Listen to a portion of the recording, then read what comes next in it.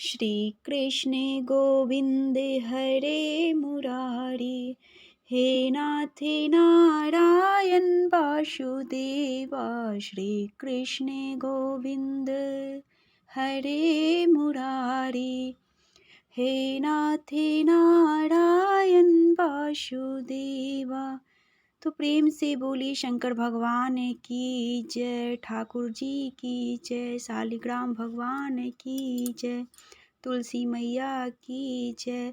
तो चलिए आज हम छठा अध्याय स्टार्ट करने जा रहे हैं फ्रेंड्स।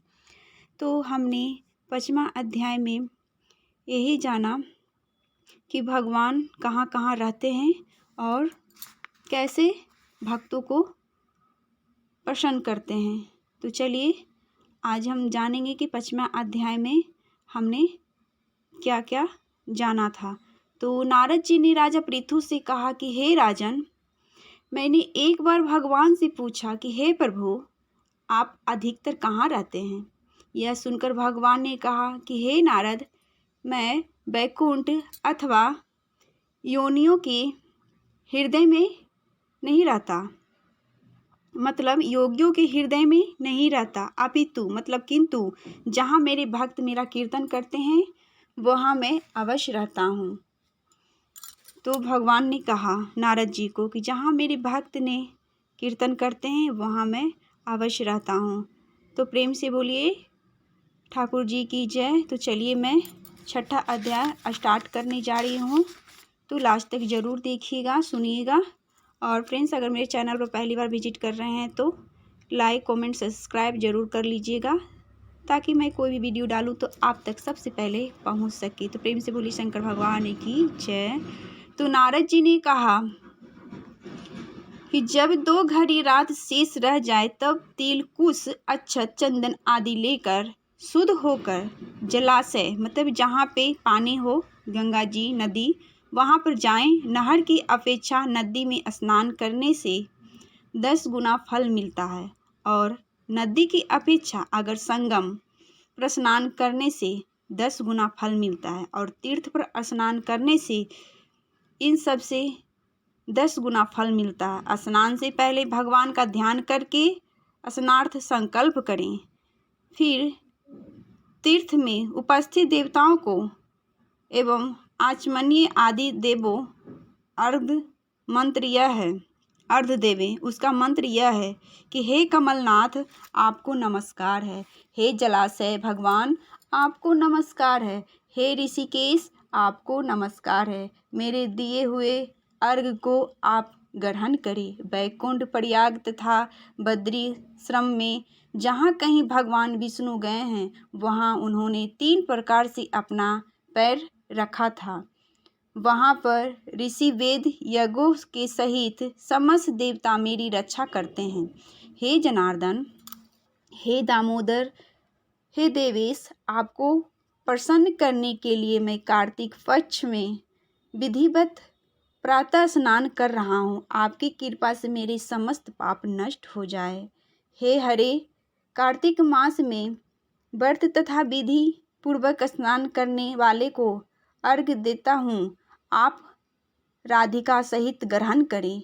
हे कृष्ण, हे प्रबल, राक्षसों का नाश करने वाला भगवान, हे पापनाशक, कार्तिक मास में नित्य प्रतिदिन दिए हुए मेरे यह अर्घ द्वारा कार्तिक स्नान का व्रत करने वाला फल मुझे प्राप्त हो। विष्णु शंकर तथा सूर्य का ध्यान करके जल में प्रवेश करें और नाभि तक जल में खड़ा रहकर विधि पूर्वक स्नान करें। गृहस्थ लोग हैं वो तिल और आंवले का चूर्ण लगाकर स्नान करें। विधवा स्त्री हैं जो जली हुई तुलसी की जड़ की मिट्टी लगा के स्नान करें। सप्तमी, अमावस्या, नवमी, त्रयोदशी, द्वितीया, दशमी आदि तिथियों को आंवला तथा तिल से स्नान नहीं करना चाहिए। स्नान करते हुए निम्न शब्द पढ़ें। जो शब्द दिया हुआ है वो पढ़ना है, सुनना है। जिस भक्ति भाव से भगवान ने देवताओं को कार्य के लिए 3 प्रकार का रूप धारण किया था, वही पापनाशक भगवान विष्णु अपनी कृपा से मुझे पवित्र बनाएं। ये मंत्र पढ़ना है। विष्णु जी की आज्ञा से कार्तिक व्रत करने वालों की सारे इंद्र आदि देवताओं रक्षा करते हैं, अतः वह मुझको पवित्र करें। बीजों, रहस्यों तथा यज्ञों सहित वेदों का मंत्र कश्यप आदि ऋषि, इंद्र आदि देवताओं मुझे पवित्र करें। गंगा आदि सभी नदियों, संपूर्ण तिथि, सातों समुद्र और समस्त जलाशय मुझको पवित्र करें। ये मंत्र आप लोगों को बोलना या सुनना है। अदिति आदि सभी नारियों, यज्ञ, सिद्ध, सर्प, सर्व, औषधि, तीनों लोकों की पर्वत मुझे पवित्र करें। इन शब्दों को कहकर स्नान करने के पश्चात व्रती हाथ में पवित्रति धारण करके देवता, ऋषि, मनुष्य तथा पितरों को विधिवत तर्पण करें। करते समय जितने भी तिल तर्पण में रहता है उनसे व्रती के पीतंग स्वर्ण में वास करते हैं। तत्पश्चात व्रत करने वाला जल से निकलकर शुद्ध वस्त्र पहने और प्रातः काल के सब कृत्यों में निवृत्त होकर पुनः भगवान विष्णु का पूजन करे। समस्त तीर्थों के सारे देवताओं का स्मरण करके भक्ति पूर्वक सावधान होकर चंदन, फूल और फलों सहित भगवान विष्णु को फिर अर्घ्य देवे। अर्घ्य मंत्र का अर्थ यह है, पवित्र कार्तिक मास में मैंने स्नान किया है। हे विष्णु जी, राधा के साथ आप मेरे दिए अर्घ्य को ग्रहण करें। पश्चात चंदन, फूल और तांबलू मतलब पान के पत्ता आदि से वेद पाठी मतलब ब्राह्मण, जो वेद को पढ़ने वाले होते हैं उनको बोलते हैं वेद पाठी, ब्राह्मणों को श्रद्धापूर्वक पूजन करें और बार बार संदवट प्रणाम करके ब्राह्मण को दाएं पैर में तीर्थ रहते हैं और मुख में वेद और सारे अंगों में देवता निवास करते हैं। अपने कल्याण की कामना रखने वाले लोग ना इनका अपमान करें और ना ही इनके साथ विरोध करें। फिर एकाचित मन से भगवान विष्णु की प्यारी तुलसी का पूजन करें, उनकी परिक्रमा करें तथा उनको प्रणाम करें। हे देवी, हे तुलसी, देवताओं ने ही प्राचीन काल में तुम्हारा निर्माण किया है और ऋषियों ने तुम्हारा पूजन किया है। हे विष्णु की प्यारी तुलसी, आपको प्रणाम है। ऐसा करके बोलकर तुलसी माता को प्रणाम करना है। आप मेरे सब पापों को नाश करो।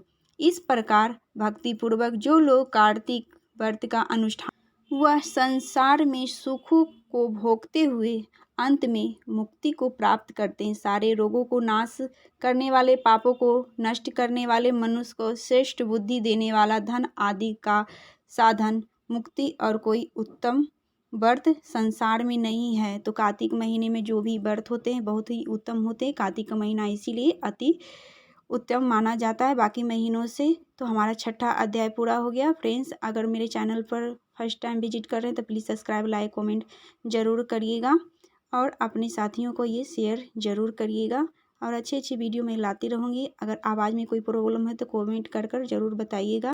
तो हमारा 6ठा अध्याय संपूर्ण तरह से इस तरह से पूरा हो गया है। अब 7वां अध्याय लाएंगे, तो बने रहिएगा। हर हर महादेव।